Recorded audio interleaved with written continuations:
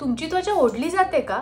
सकाळी उठल्या उठल्या तुम्हाला असं वाटतं का की लगेचच क्रीम लावायला पाहिजे, नाहीतर आपली त्वचा खूप फुटेल? जर का तुम्हाला असं होत असेल आणि तुमची त्वचा खूप कोरडी पडत असेल तर हा व्हिडिओ तुमच्याचसाठी आहे। ह्या व्हिडिओमध्ये अगदी बेसिक पासून तुम्ही कुठले प्रोडक्ट्स वापरले पाहिजेत जर का तुमची त्वचा कोरडी असेल, म्हणजे ड्राय स्किन असेल, हे सांगणार आहे। जर का तुम्हाला हा व्हिडिओ उपयोगाचा असेल तर नक्की शेवटपर्यंत पहा, मी बऱ्याच टिप्स देणार आहे। जर तुम्ही माझ्या चॅनलवर नवीन असाल तर मी दर शुक्रवारी वेगवेगळ्या विषयांवर व्हिडिओ घेऊन येत असते।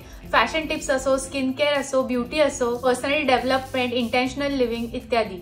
जर तुम्हाला हे टॉपिक्स इंटरेस्ट करत असतील तर खालचं ते रेड बटन दाबा आणि सबस्क्राईब करा, आणि हा व्हिडिओ आवडला तर नक्की लाईक करा। Thank you so much. Point number 1, कोरडी त्वचा किंवा ड्राय स्किन आहे हे कसं कळतं? आपल्या त्वचेचे खूप पापुद्रे असतात, खूप लेयर्स असतात, आपल्या स्किनला खूप लेयर्स असतात। ही जी वरती दिसत आहे ते जर का आउटर लेअर म्हटलं तर आउटर लेअर जे आहे ते आपल्या स्किनला प्रोटेक्ट करत असतं, आपली त्वचा जी आहे ती प्रोटेक्ट करत असतं खालच्या सगळ्या लेयर्सला। आता आतले जे लेयर्स असतात ते एक नैसर्गिक तेल आहे, ते उत्पादन करत असतात, ते प्रोड्यूस करत असतात। हे जे तेल असतं ते आपल्या त्वचेवर आपल्याला कधी कधी दिसत पण असतं, सकाळी उठल्यावर दिसू शकतं। ह्याच नैसर्गिक तेलाला सीबम म्हणतात। सीबम जे आहे ते नॅचरल ऑइल्स जे स्किन ग्लँड्स मधून प्रोड्यूस करत असतं, उत्पादन करत असतं। त्याचमुळे सीबम जे आहे ते आपल्या अख्ख्या त्वचेला प्रोटेक्ट करून ठेवत असतं, आणि आपली जी त्वचा टवटवीत किंवा तजेलदार दिसणार असते ती त्या सीबममुळेच दिसत असते। जर तुमची ड्राय स्किन असेल, कोरडी त्वचा असेल तर हे जे नैसर्गिक तेल आहे, सीबम आहे, ते खूप कमी प्रमाणात उत्पादन होतं त्याचं, आणि त्याचमुळे त्वचेच्या वरती ते खूप कमी प्रमाणात दिसतं, आणि तुमची त्वचा जी आहे ती अशी पांढरी पडत जाते किंवा कोरडी वाटायला लागते किंवा फुटते त्वचा। तुमची त्वचा कोरडी आहे की नाही हे तुम्हाला जाणून घ्यायचं असेल तर मी ऑलरेडी एक व्हिडिओ केला आहे की त्वचेचे कुठले कुठले प्रकार आहेत आणि त्याच्यात तुमचा कुठला प्रकार आहे हे तुम्हाला नक्कीच कळेल।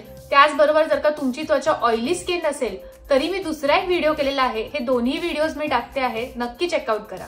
पॉइंट नंबर 2, त्वचेचा प्रकार ओळखून तुम्हाला जर का कळत असेल की तुमची त्वचा खूप कोरडी आहे तर आपण खूप वेगवेगळ्या प्रकारे आपला तो ड्रायनेस आहे तो कमी करू शकतो। वेगवेगळे प्रोडक्ट्स वापरू शकतो, डर्मेटोलॉजिस्ट टेस्टेड प्रोडक्ट्स वापरू शकतो, पण त्याचबरोबर आपण इंटरनली पण काय काय करू शकतो। खूप वेगवेगळ्या पद्धतीचं खाऊन पिऊन आपण छान इंटरनली पण ते सुधारू शकतो। आता तुमची जर का त्वचा कोरडी असेल तर तुम्हाला काय काय जास्ती चांगलं असेल तर सगळ्यात इम्पॉर्टंट म्हणजे पाणी। 80% लोक पाणी खूप कमी पितात, त्याचबरोबर जे पाणी कमी पितात त्यांची त्वचा खूप ड्राय असते, हे तुम्ही नोटीस केलं असेल। 80% तरी लोकांची त्वचा त्याचमुळे ड्राय असते की त्यांच्यामध्ये लिक्विड कंटेंट जो असतो तो खूप कमी असतो। साधं पाणी असेल, नारळ पाणी असेल, वेगवेगळ्या परीने आपण पाण्याचा इंटेक करू शकतो, सॅलेड्स थ्रू करू शकतो, काकडीने पण आपल्या बॉडीमध्ये जो पाण्याचा इंटेक होतो तो वाढत असतो।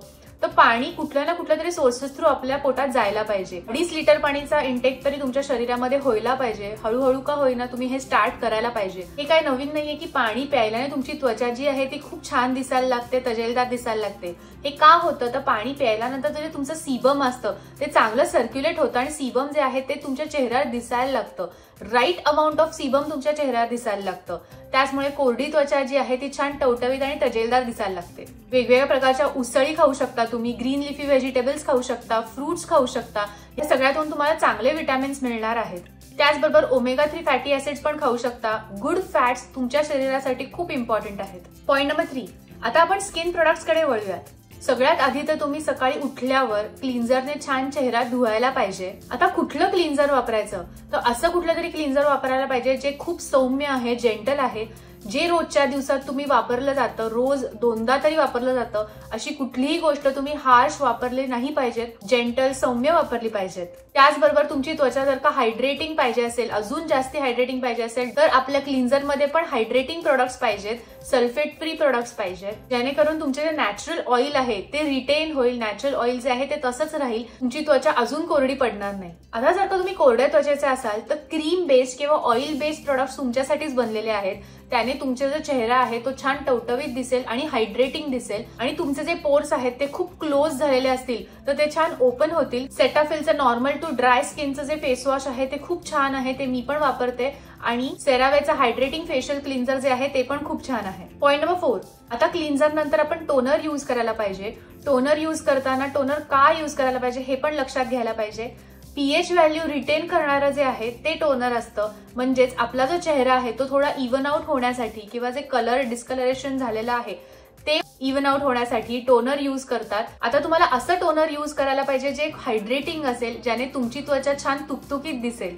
जर का तुमची ड्राय स्किन असेल तर टोनर मध्ये असे प्रोडक्ट्स यूज करायला पाहिजे म्हणजे ग्लिसरीन, हायलोरॉनिक ऍसिड किंवा साधं रोज वॉटर पण चालेल. ह्यामुळे तुमची जी स्किन आहे ती बेस लेवलला खूप छान हायड्रेट होते आणि त्याच्यावर तुम्ही एक एक प्रोडक्ट्स लावू शकता. पॉइंट नंबर 5, टोनर नंतर आता सिरम यूज करायला पाहिजे. सिरमने आपली त्वचा खूप वेगवेगळ्या पद्धतीने छान होत असते. जर का तुमची त्वचा तेलकट असेल तर वेगळे त्याचे फायदे आहेत. जर तुमची त्वचा कोरडी असेल तर छान हायड्रेट होते तुमची त्वचा आणि तुमच्या त्वचेला एक शाईन येतो. त्याचबरोबर तुमच्या त्वचेला कुठले विटॅमिन्सची गरज असते ते त्या सिरम्स मधून तुम्हाला मिळत असतं. असे कुठले वेगवेगळे प्रोडक्ट्स आहेत आणि असे कुठले कुठले वेगवेगळे सिरम्स आहेत हे तुम्हाला जाणून घ्यायचं असेल तर मी ऑलरेडी एक व्हिडिओ केलेला आहे जो मी इथे टाकते आहे आणि डिस्क्रिप्शन बॉक्स मध्ये देखील टाकते आहे.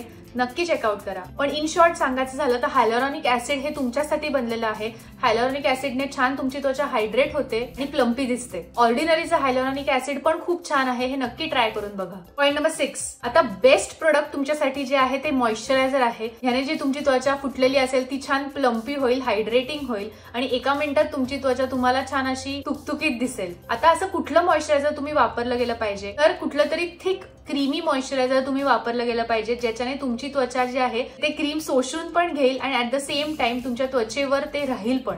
तेच जर का तुम्ही फक्त वॉटर बेस्ड क्रीम लावलं, वॉटर बेस्ड मॉइश्चरायझर लावलं, त्यामुळे तुमची त्वचा जर का कोरडी असल्यामुळे ते वॉटर लगेचच रिटेन करेल, लगेचच शोषून घेईल आणि परत तुमची त्वचा लगेचच कोरडी होईल. त्यामुळे क्रीम बेस्ड मॉइश्चरायझर किंवा ऑइल बेस्ड मॉइश्चरायझर जे आहे ते तुमच्यासाठी बनलेलं आहे. तुम्हाला जर का शिया बटर आवडत असेल तर ते इन्ग्रेडियंट पण एक खूप छान आहे जे मॉइश्चरायझर मध्ये असतं. तसंच माझं फेवरेट सेटअफिल तर आहेच, नॉर्मल टू ड्राय स्किन मध्ये ते खूप छान असतं. त्याला एक छान ऑइल फिनिश असतो पण ऍट द सेम टाइम खूप ऑइली पण होत नाही आणि खूप तेलकट पण वाटत नाही. आपण बरोबर अमाऊंट ऑफ ऑइली असतं ते. तर सेटअफिलचं नॉर्मल टू ड्राय स्किनचं जे मॉइश्चरायझर आहे ते खूप छान आहे. Point number 7, sunscreens. आता आपल्याला लक्षात घ्यायला पाहिजे की कोरडी त्वचा असेल तर इतक्या लगेच ती टॅन होते की आपल्याला कळणार पण नाही की लगेच 10 मिनिटात आपण एवढे लापल्यासारखे का दिसतोय किंवा डल का दिसतोय.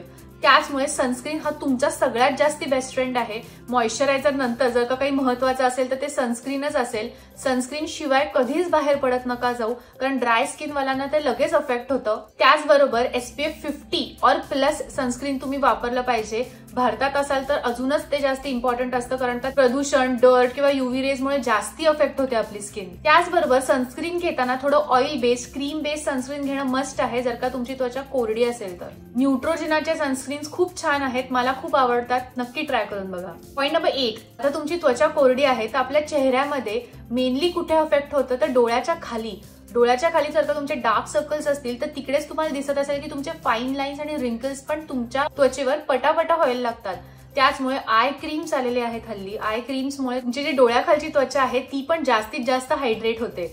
जर का आपलं नॉर्मल मॉइश्चरायझर यूज केलं तर ते 2 ते 3 वेळा लावायला लागतं. पण तेच जर का तुम्ही आय क्रीम पण यूज केलं तर ते फक्त तुमच्या डोळ्याच्या खाली लावायला पाहिजे जेणेकरून तुमची जी त्वचा आहे तिकडची ती कोरडी पडणार नाही, तिकडे जास्ती रिंकल्स होणार नाहीत. लक्षात घ्या, डोळ्याखालची जी त्वचा असते ती खूप नाजूक असते, खूप सेन्सिटिव्ह असते आणि खूप अगदी अशी पातळ असते. त्यामुळे ती पटकन हॅम्पर होते आणि त्याच्यावर पटकन रिंकल्स येतात.